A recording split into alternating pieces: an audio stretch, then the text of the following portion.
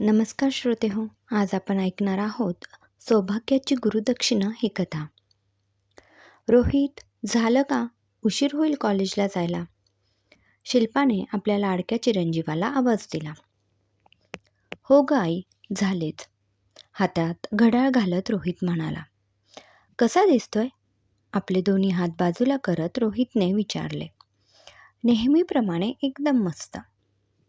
शिल्पा डोळ्यातले काजळ रोहितच्या कानामागे लावत म्हणाली. हे दोघांचे बोलणे रोहितचे बाबा योगेशने ऐकले. चिरंजीव, आपण कॉलेजला निघालात, मुलगी बघायला नाही हे लक्षात असू द्या. रोहितला चिडवत योगेश म्हणाला. काय बाबा, तुम्ही पण ना. बरं, येतो मी, असे म्हणून रोहित कॉलेजला गेला. रोहित योगेश आणि शिल्पाचा एकुलता एक मुलगा.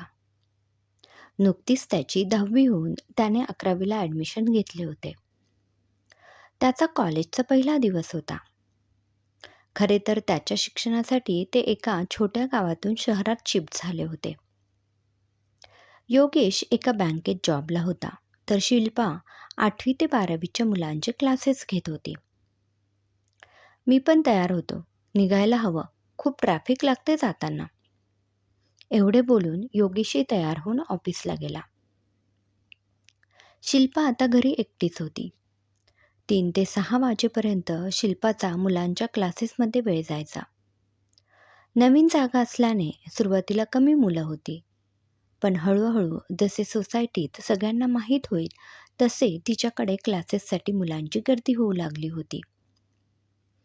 सायन्स आणि मॅथमॅटिक्स ती छान शिकवायची.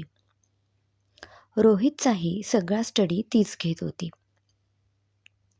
सकाळी 8 वाजता रोहित कॉलेजला जायचा आणि 9 वाजता योगेश ऑफिसला. त्यानंतर घरातली बाकीचे काम आटपून बरोबर 3 वाजता शिल्पा क्लासेस सुरू करत होती. एक दिवस क्लास चालू असताना दरवाजावरची बेल वाजली. शिल्पाने दार उघडले. समोर एक बाई उभी होती. ताई, मी मीना. घरकामाला मावशी पाहिजेल काय? नाही, नको, एवढंच उत्तर देऊन ती मीनाची जाण्याची वाट पाहत होती. पण मीनाचं लक्ष आतमध्ये बसलेल्या मुलांकडे होते. मीना जात नाही हे पाहून शिल्पा परत एकदा म्हणाली. मला नको आहे कामाला कोणी, तुम्ही या आता.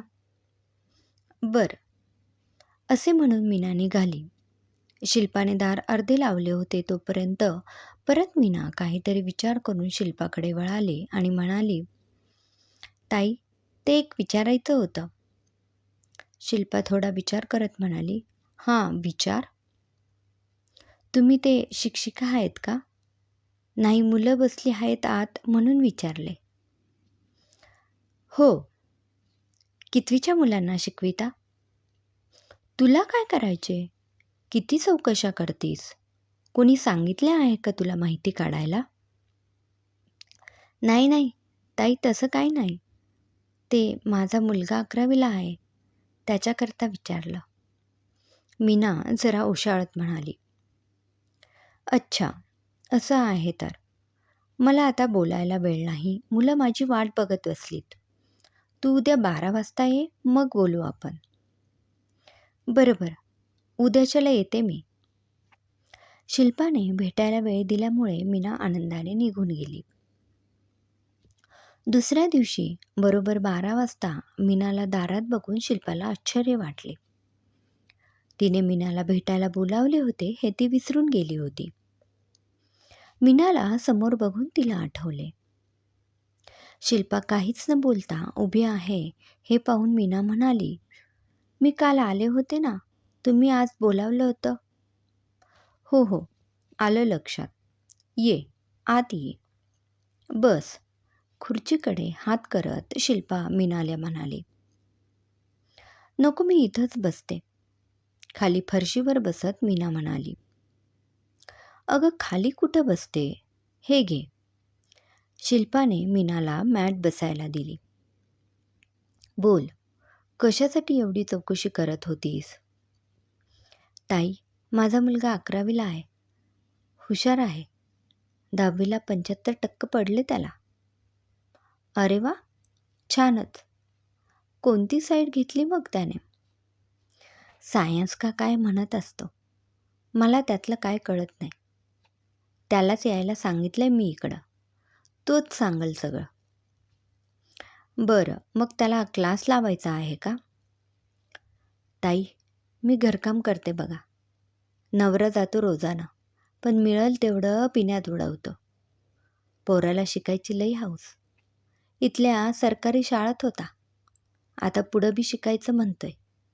एका कॉलेजात फॉर्म भरलाय, पण फीसाठी त्याला बी काम करावं लागतंय.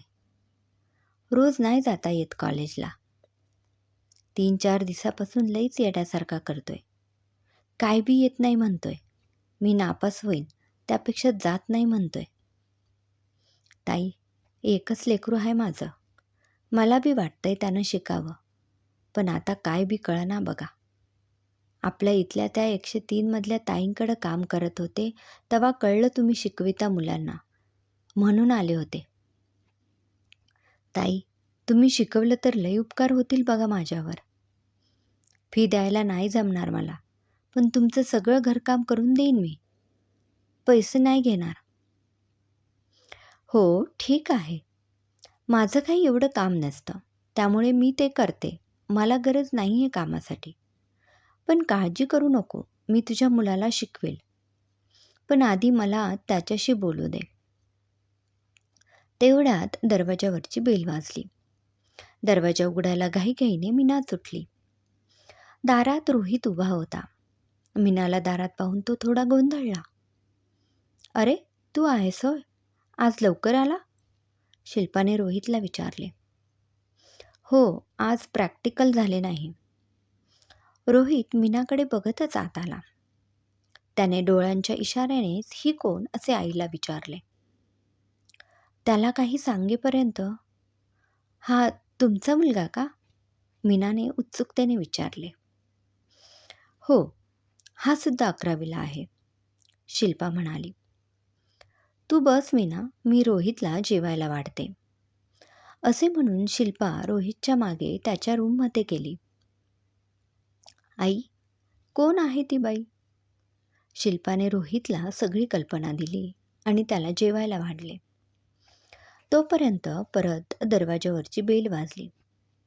यावेळी मीनाचा मुलगा होता. तिने त्याला आत बोलावले. शिल्पा बाहेर हॉलमध्ये आली. एक उंच पुरा सावळ्या रंगाचा मुलगा समोर उभा होता. ताई, हा माझा मुलगा विशाल. ये बस विशाल. शिल्पाने त्याला खुर्ची बसायला दिली. बसू की नको ह्या संभ्रमात तो होता. त्याने मीनाकडे बघितले. अरे, तिच्याकडे काय बघतोय? बस खुर्चीवर. मीनानेही त्याला हाताने बसण्यासाठी खुणावले. विशाल खुर्चीवर बसला. शिल्पाच्या या वागण्यामुळे त्याला जरा हायसं वाटत होतं. किंबहुना त्याच्या मनावरचं दडपण थोडं कमी झालं होतं. आपण यांच्याशी मोकळेपणाने बोलू शकतो याचा त्याला मनामध्ये विश्वास निर्माण झाला होता. तुझ्या आईने मला सगळं सांगितलं, पण मला तुझ्याकडून ऐकायचं आहे. खरंच पुढे तुझी शिकायची इच्छा आहे ना? हो आहे, पण कोणते सब्जेक्ट निवडले आहेत तू 11वीला? दोन्ही ग्रुप ठेवले आहेत. अरे वा, चांगलेच आहे. रोहितचे पण दोन्ही ग्रुप आहेत, म्हणजे दोघांना शिकवायला मला सोपं जाईल. हो, पण दिवसा यायला जमणार नाही. रात्री 8 वाजता आले तर चालेल का? विशालने अडखळतच विचारले. का बरं? दिवसा का नाही जमणार? ते एका हॉटेलमध्ये कामाला जातो, तर ते थेट संध्याकाळी 7 वाजता येतो, मीना मध्येच म्हणाली. तेवढ्यात रोहित हॉलमध्ये आला. अरे, तू इथे काय करतोस? तुम्ही दोघं ओळखता का एकमेकांना? शिल्पाने दोघांकडे बघून विचारले. नाही, म्हणजे एकदा दोनदा बघितलं मी याला, विशाल तुटतच बोलला. ओळखत नाही ग, रोज सकाळी दिसतो मला हा पार्किंगमध्ये गाड्या पुसताना. हा ते सकाळी गाड्या पुसतो आणि 11 वाजता हॉटेलमध्ये जातो कामाला. मीना म्हणाली. म्हणून मग रात्रीचं जमल काय तुम्हाला शिकवायला? असं आहे तर.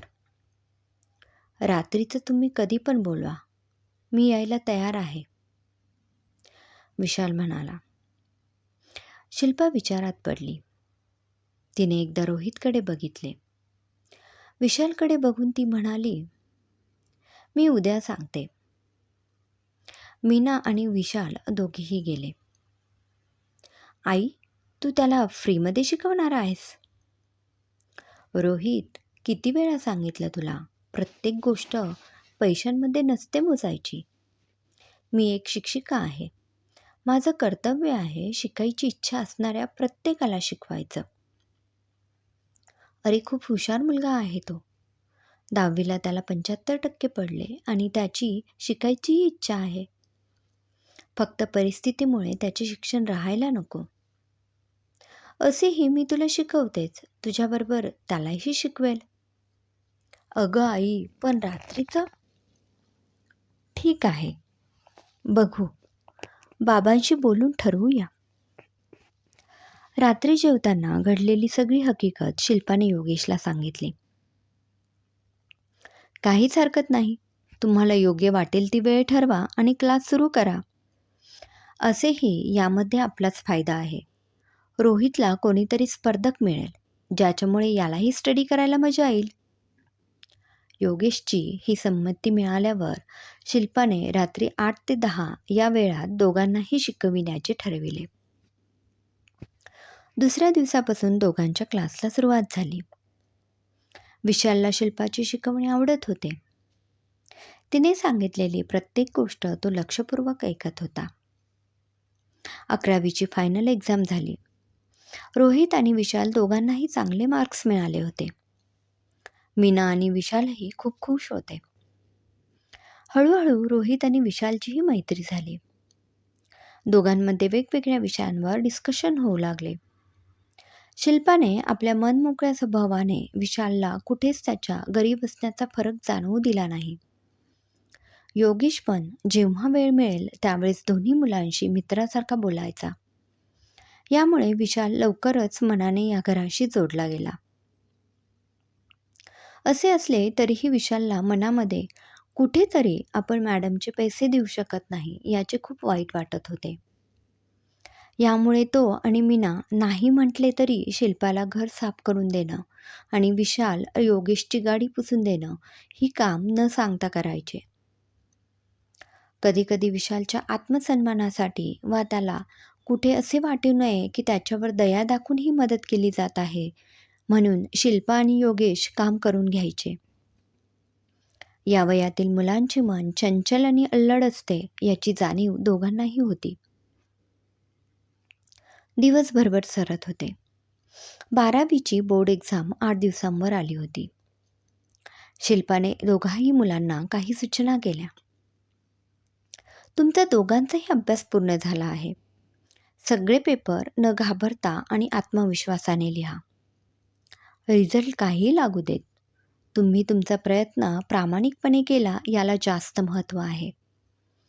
12वीची परीक्षा म्हणजे आयुष्यातली शेवटची परीक्षा नाही, ते फक्त एक वळण आहे. यश अपयश हे या जीवनाच्या 2 बाजू आहेत. त्या स्वीकारून जर आपण पुढे चालत राहिलो तर सगळ्या गोष्टी सोप्या होतात. यश आले तर हुरळून न जाता आणि अपयश आले तर खचून न जाता जीवनात पुढे जाता आले पाहिजे. हेच खरे यश आहे. मी हे सगळे फक्त या एक्झामसाठी सांगत नाही आहे. इथून पुढच्या आयुष्यात तुम्हाला वेगवेगळ्या स्पर्धांना सामोरे जावे लागणार आहे. त्या प्रत्येक परीक्षेसाठी तुम्हाला मनानेही तयार राहायला हवे. एखादी संधी हुकली तर दुसरीचा शोध घ्या. गेलेल्या संधीकडे किंवा बंद दरवाजाकडे बघत बसण्यात आपला वेळ वाया घालवू नका. कारण जेव्हा एक दरवाजा बंद होतो तेव्हा दुसरे दरवाजे आपल्यासाठी उघडलेले असतात. पण आपण बंद दरवाजे बघण्यातच आपला वेळ घालवतो आणि दुसरा दरवाजा आपल्यासाठी उघडला आहे हे आपल्या लक्षात येत नाही. म्हणून अशी चूक कधी करू नका. तुम्हाला दोघांनाही परीक्षेसाठी खूप शुभेच्छा. शिल्पाकडे दोघीही मुले काही न बोलता बघत असल्यामुळे, "अरे, काय बघताय काय माझ्याकडे असे?"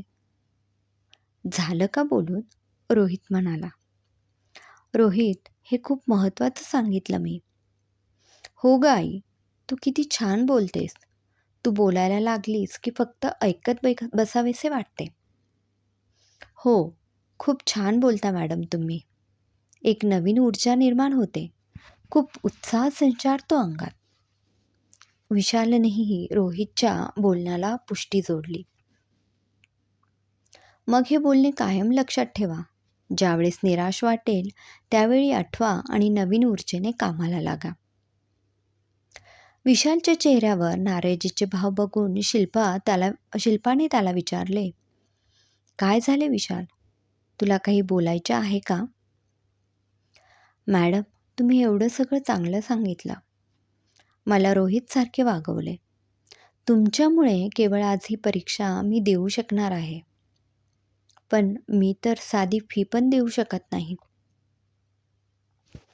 "अरे, त्याचा आत्ता विचार करू नको. असेही तू आणि आई मला मदत करतच होता ना, मग झाले तर." शिल्पा म्हणाली. "ते तर फक्त माझ्या समाधानासाठी करून घेतले तुम्ही."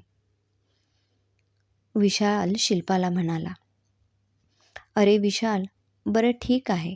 हे बघ, लगेचच फी दिली पाहिजे असं नाही. उद्या तू मोठा झाला, चांगले पैसे कमवायला लागला की मग दे तू मला माझी गुरुदक्षिणा. हवं तर मी स्वतः त्यावेळेस तुला मागेन. पण जे मागील ते द्यावं लागेल हां." शिल्पा विशालला हसत म्हणाली, "तुम्ही काहीही मागा, मी ते नक्की देईन." विशालही उत्सुकतेने शिल्पाला म्हणाला, "विशाल, असं प्रॉमिस करू नको. उद्या आई काहीही मागू शकते." रोहित हसत विशालला म्हणाला, "तू मध्ये बोलू नकोस. हे आमचं गुरु शिष्यमधलं प्रॉमिस आहे." शिल्पा रोहितला म्हणाली. शिल्पाच्या या बोलण्यामुळे विशालच्या मनावरचा ताण कमी झाला होता.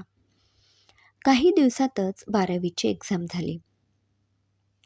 दोन्ही मुलांना सगळे पेपर सोपे गेले होते. दोघेही पुढच्या तयारीला लागले. विशाल आपले काम करून पुढची तयारी करत होता. 12वीचा रिझल्टचा दिवस होता. अर्जंट काम असल्याने त्या दिवशी योगेश सकाळीच ऑफिसला गेला होता. 11 वाजता रिझल्ट लागला. रोहितला 92% मार्क्स मिळाले होते. शिल्पा आणि रोहित खूप खुश होते. त्यांनी योगेशला फोन लावून मार्क्स कळवले. मार्क्स ऐकून योगेशचा आनंद गगनात मावेना. त्याने लगेच पेढे घेऊन ऑफिसमध्ये आपल्या सहकाऱ्यांना वाटले. आपले काम लवकर संपून तो घरी यायला निघाला होता. रस्त्यात एका फुलवाल्याकडे थांबून त्याने 2 फुलांचे गुच्छ घेतले. विशालही चांगल्या मार्क्सने पास होणार याबद्दल त्याला विश्वास वाटत होता. पण कदाचित नशिबाला काही वेगळेच घडवायचे होते. कधी नव्हे ते योगेश कार वेगाने चालवत होता. कधी एकदा घरी पोहोचून रोहितला मिठी मारतो असे त्याला झाले होते. त्याची कार भरधाव वेगाने घराकडे निघाली होती आणि त्यापेक्षा जास्त वेगात असलेला एक ट्रक एका वळणावर योगेशच्या कारला येऊन धडकला. खूप मोठा आवाज झाला. बघणाऱ्यांचे हृदयाचे ठोके वाढले होते. क्षणभर काय झाले कोणालाच समजले नाही. नंतर लोकांनी कारच्या दिशेने धाव घेतली. योगेशच्या कारचा दरवाजा तुटून बाजूला पडला होता. योगेश अर्धवट बाहेर बेशुद्ध अवस्थेत होता. कारच्या काचा तोंडाला लागल्याने रक्ताच्या धारा वाहत होत्या. जमणाऱ्या लोकांनी पुढे येऊन त्याला हॉस्पिटलमध्ये नेण्याची व्यवस्था केली. काही जण ट्रक ड्रायव्हरकडे धावले, परंतु तोपर्यंत तो पळून गेला होता. योगेशला हॉस्पिटलमध्ये नेणाऱ्या एका व्यक्तीने योगेशचे कार्ड बघून घरी कळविले. योगेशच्या ॲक्सिडेंटची बातमी समजली आणि इतका वेळ आनंदात असणाऱ्या शिल्पाच्या काळजाचा ठोका चुकला. दोघेही घाईत हॉस्पिटलमध्ये पोहोचले. "डॉक्टर, कसा आहे योगेश?" "मी त्याची बायको." डॉक्टरांनाही विचारताना शिल्पाच्या डोळ्यातील अश्रू थांबत नव्हते. रोहितला या अवस्थेत आईला सांभाळावं की बाबांची काळजी करावी हे समजत नव्हते. हे बघा, तुम्ही आधी रडणं थांबवा. आम्ही आमचे पूर्ण प्रयत्न करतोय. पेशंटला रक्ताची आवश्यकता आहे. लवकरात लवकर रक्त मिळालं म्हणजे आपण पुढची तयारी करू शकू. आम्ही रक्त मिळविण्याचा प्रयत्न करतच आहोत. तुम्हीही तुमच्या परीने करा. डॉक्टरांचे हे बोलणे ऐकून शिल्पाचे हातपाय गळाले. ती तिथेच एका खुर्चीवर बसली. तिचे हात थंड पडले होते. आईच्या हाताला हलवत रोहित म्हणाला, आई, काळजी करू नकोस. सगळं ठीक होईल. आधी तू स्वतःला सावर. तुम्ही पेशंटचे नातेवाईक का? सिस्टर रोहितला म्हणाल्या. हो. रोहित, तुम्ही जरा इकडे या. सिस्टरने रोहितला बोलावले. आई, मी आलोच. आमच्याकडे तुमच्या वडिलांचा रक्तगट उपलब्ध नाही. हा एका रक्तपेढीचा पत्ता आहे. तिथे जाऊन तुम्ही रक्तगट मिळतो का चौकशी करा. सिस्टरने रोहितला सांगितले. शिल्पाला सांगून रोहित रक्तपेढीत जाण्यासाठी निघाला. हॉस्पिटलच्या गेटवर मीना आणि विशाल त्याला भेटले. सोसायटीच्या बायकांकडून मीनाला ॲक्सिडेंटची बातमी कळाली होती. ती लगेचच विशालला घेऊन हॉस्पिटलमध्ये पोहोचली होती. रोहितला बघून विशाल म्हणाला, काय झाले रोहित? कशी आहे सरांची तब्येत? बाबांना रक्ताची गरज आहे. त्यांचा रक्तगट इथे उपलब्ध नाही. दुसरीकडे आहे का बघून येतो. तोपर्यंत तू प्लीज आईजवळ थांबशील का? आम्ही थांबतो. काय बी काळजी करू नको. सगळं ठीक होईल. नीट जा, मीना रोहितला म्हणाली. विशाल आणि मीना आतमध्ये आले. तिथे शिल्पा एकटक शून्यात नजर लावून बसली होती. मीनाला बघून शिल्पाच्या अश्रूंचा बांध फुटला. मीना शिल्पाला समजवण्याचा प्रयत्न करत होती. हे सगळं थोडंसं दूर उभा राहून विशाल बघत होता. आपल्या गुरुला आज तो निराश आणि हतबल अवस्थेत बघत होता. त्या परिस्थितीत त्याला आपल्या गुरुचे एक वाक्य आठवत होते. एक दरवाजा बंद झाला तर दुसरा दरवाजा उघडलेला असतो. तेवढ्यात डॉक्टरांचे शब्द त्याच्या कानावर पडले. सिस्टर, इथे असणाऱ्या कोणाचा हा रक्तगट आहे का चौकशी करा जरा. विशाल लगेच सिस्टरकडे गेला. माझं रक्त चेक करा. तुम्ही कोण? सिस्टरने विशालला विचारले. हे माझ्या मित्राचेच वडील आहेत. प्लीज तुम्ही माझा रक्तगट चेक करा, विशालने सिस्टरला विनंती केली. सुदैवाने विशालचा रक्तगट योगेशच्या रक्तगटाशी मॅच झाला होता. परंतु विशालचे वय 19 असल्याने डॉक्टरांनी आधी त्याच्या पालकांची परवानगी घेण्यासाठी त्याला सांगितले. परंतु आता एवढा वेळ नाही. त्यामुळे हट्टाने विशालने डॉक्टरांना रक्त घेण्यासाठी सांगितले. डॉक्टरांनाही पेशंटचा जीव वाचवणे महत्त्वाचे वाटले. त्यामुळे ते विशालचे रक्त घेण्यास तयार झाले. आपण दिलेल्या रक्ताचा जोपर्यंत पॉझिटिव्ह रिझल्ट येत नाही तोपर्यंत त्याने आईलाही सांगायचे नाही ठरवले होते. म्हणून त्याने डॉक्टरांनाही कोणाला न सांगण्याची विनंती केली. रक्त मिळाल्याने योगेशची ट्रीटमेंट सुरू झाली होती. शिल्पाने रोहितला रक्त मिळाल्याचे कळविले. रोहित हॉस्पिटलमध्ये आला. शिल्पा, मीना, रोहित तिघेही देवाचा धावा करत होते. थोड्या वेळातच डॉक्टरांनी बाहेर येऊन शिल्पाला आनंदाची बातमी दिली. त्यांना योगेशचा जीव वाचवण्यात यश मिळाले होते. पेशंट आता ठीक आहे. शुद्धीवर यायला अजून अर्धा एक तास लागेल, डॉक्टर शिल्पाला म्हणाले. शिल्पा भावनिक झाली होती. डॉक्टर साहेब, तुमचे खूप खूप आभार. मी तर माझे कर्तव्य केले, परंतु वेळेवर जर रक्त मिळाले नसते तर मी पेशंटचा जीव वाचवू शकलो नसतो. तुम्हाला जर आभारच मानायचे असेल तर ज्याने रक्त दिले त्याचे माना. एवढे बोलून डॉक्टर निघून गेले. शिल्पा आणि रोहित दोघेही दरवाजाच्या बाहेर योगेशला बघत होते. मीनाही तिथेच होती. हा विशाल कुठे गेला? अडचणीच्या वेळेस थांबायचं सोडून ह्याला ना काही कळतच नाही, मीना मनातच विचार करत होती. रोहित, डॉक्टर साहेब बरोबर बोलले. आज ज्याच्यामुळे बाबांचा जीव वाचला त्याचे आभार आपण मानायला हवे. चल, आपण जाऊन त्याला भेटून येऊ. सिस्टरने तिघांनाही विशाल असलेल्या रूममध्ये नेले. हे बघा, यांनी दिले रक्त. एवढे बोलून सिस्टर तिथून निघून गेले. तिथे झोपलेल्या विशालला पाहून सगळ्यांनाच आश्चर्याचा धक्का बसला. सगळे एकदम विशाल जवळ धावले. विशाल, तू दिले बाबांना रक्त? रोहित म्हणाला. अरे, तू आम्हाला आधी काही सांगितले का नाहीस? शिल्पाने विशालला विचारले. आधी मला सांगा, सर ठीक आहेत ना? विशालने विचारले. तुझ्यामुळे आज त्यांचे प्राण वाचले बाळा. तुझे खूप खूप उपकार आहेत माझ्यावर. शिल्पा विशालच्या चेहऱ्यावर हात फिरवत म्हणाली. मीना, आज तुझे आणि तुझ्या मुलाचे कसे आभार मानावे तेच कळत नाही. असं नका बोलू ताई. तुम्ही जे माझ्या मुलासाठी केले ते काय कमी नाही.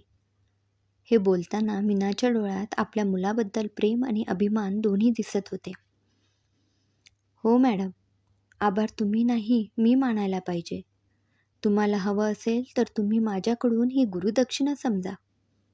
नाहीतर तुमचे उपकार मी कधी फेडणार होतो? आज तुमच्यामुळे मला 90% गुण मिळाले आहेत. विशालचे हे बोलणे ऐकून सगळ्यांनाच आनंद झाला. कॉंग्रॅच्युलेशन्स विशाल, रोहित म्हणाला. तुझेही अभिनंदन, विशाल रोहितला म्हणाला. तुमच्या दोघांचेही कौतुक करावे तेवढे थोडेच आहे. विशाल, आज तुम्हाला सगळ्यात मोठी माझ्या सौभाग्याची गुरुदक्षिणा दिली असे म्हटले पाहिजे. तुझ्यासारखा शिष्य मिळाला हे मी माझे भाग्य समजते. विशालच्या रक्तदानाने योगेशचे प्राण वाचले होते. ही त्याच्या गुरुसाठी गुरुदक्षिणा होती. आज सर्वच जण खूप खुश होते.